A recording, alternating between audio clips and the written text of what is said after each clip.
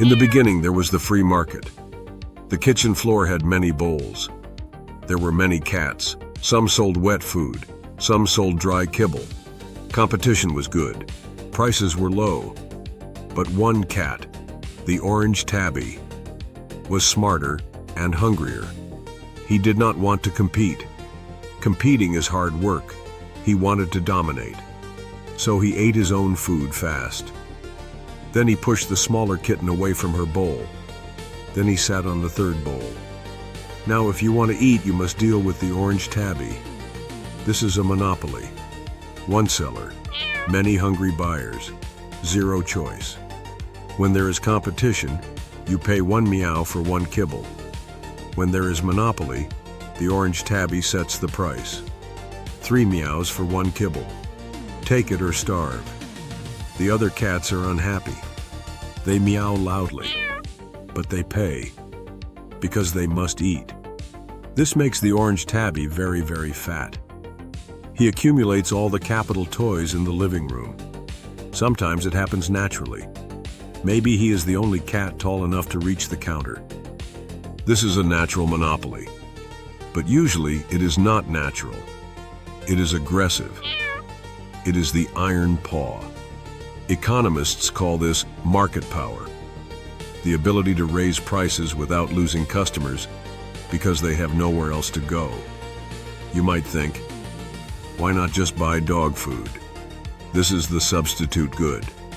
But the Orange Tabby is smart. He chased the dog out of the house years ago. There are no substitutes. Now he controls the supply. He releases only 5 kibbles an hour. This creates artificial scarcity. The hunger makes the other cats desperate. They start trading their favorite toys, just for a smell of tuna. The Orange Tabby laughs. He owns the food. He owns the toys. He owns the house. But being on top is dangerous. The other cats are whispering, and the human is watching. How does a fat cat stay fat? By making sure no new kittens enter the kitchen. This is called barriers to entry. The Orange Tabby builds a wall of empty boxes around the food bowl. If a new kitten tries to sell food, the Orange Tabby uses predatory pricing. He has saved so much food, he can afford to give it away for free. The new kitten cannot compete with free. The kitten goes bankrupt and leaves the kitchen. Once the kitten is gone, the Orange Tabby raises the price back up, double, to make up for lost profit. He also uses vertical integration.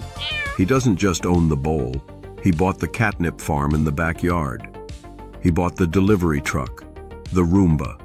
He controls the supply chain from grass to bowl. If you want to sell catnip, you must use his Roomba. He charges you a toll fee. This is like Amazon Cat. He sells his own brand but charges you to sell yours on his rug. Then there is the network effect. All the cool cats hang out at the Orange Tabby's box. Even if you build a better box, nobody comes, because their friends are not there. This works for social networks and mobile operators. Sometimes the Orange Tabby doesn't want to fight, so he calls the gray cat and the black cat. They have a secret meeting under the bed. Let's not fight, they say. Let's all agree to keep prices high. This is a cartel, or collusion. It is illegal, but it is hard to prove because they speak in purrs. They divide the house. You take the sofa, I take the kitchen. He takes the window. The consumer, the poor stray cat, loses everywhere. Why monopoly is the problem? The quality of service goes down. Why chase mice for you? You have no other choice. The Orange Tabby stops grooming himself. He becomes slow and arrogant. Innovation dies. Monopoly become the broken ecosystem. The fat cat is too big. The human reaches for the spray bottle. Enter the government, also known as the human with the spray bottle. The human does not care about cat politics, but the human hates noise, and the starving cats are screaming. The human pulls out the rule book, the Sherman Antitrust Act. The rule says, it is okay to be big. It is not okay to be a bully. The human puts the Orange Tabby on trial. Did you lock the cat door to stop competitors? The Orange Tabby says, no, I did it for consumer safety. The kitten was not ready. The human is not fooled. Psht! The spray bottle strikes. The judgment.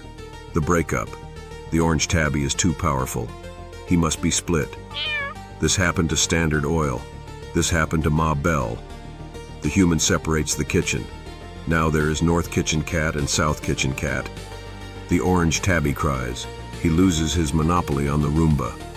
Suddenly, there is competition again. The new smaller cats start fighting for customers. Prices drop. 1 meow for 1 kibble. Innovation returns. Someone invents a laser pointer. The consumers are happy. The economy is healthy. But wait. Look closely at the South Kitchen Cat. He is eating very fast. He is pushing his brother away. He is starting to look a little bit like his father, the Orange Tabby. History is a circle of eating and sleeping. The monopoly is dead. Long live the new monopoly. Sometimes the human picks up the spray bottle. The fat cat is in danger. But the fat cat is smart. He knows the human has a weakness. The human loves. Campaign donations. The fat cat does not run away. Instead, he rubs against the human's leg and purrs loudly. This is called lobbying. It is when the fat cat pays someone to whisper sweet nothings into the human's ear. The fat cat hires lobbyist kittens. These are very cute, well-dressed cats with bow ties. They go to the Capitol, the big house. They bring gifts, dead mice, and premium Alaskan salmon. They tell the human, do not spray the Orange Tabby. He is a job creator. He lets other cats watch him eat. They say, if you break up the monopoly, the sky will fall. The dog will return. Chaos. The human listens. The human likes the premium salmon. The human slowly lowers the spray bottle. The fat cat also creates a super PAC of catnip. He gives this huge bag of nip to the human's election campaign. For a better tomorrow, he says. Now the human works for the fat cat. This is called regulatory capture. The watchdog is now being walked by the burglar. The human asks the fat cat, how should I write the new rules? The fat cat smiles. He writes a rule. All cats must have $1 million scratching post to sell food. He calls this safety regulation. He says it protects the kittens. But really, it is a trap. The fat cat already has the post. The stray kittens do not. The kittens cannot afford to follow the new rules. They go out of business. The monopoly gets stronger because of the law. And when the human retires from politics, the fat cat hires him as a consultant for many, many treats. This is the revolving door. The fat cat buys the house, the rules, and the spray bottle. And you still just pay for the kibble at triple price. Don't let the fat cat win. Subscribe to Catsonomics, or we will scratch the sofa.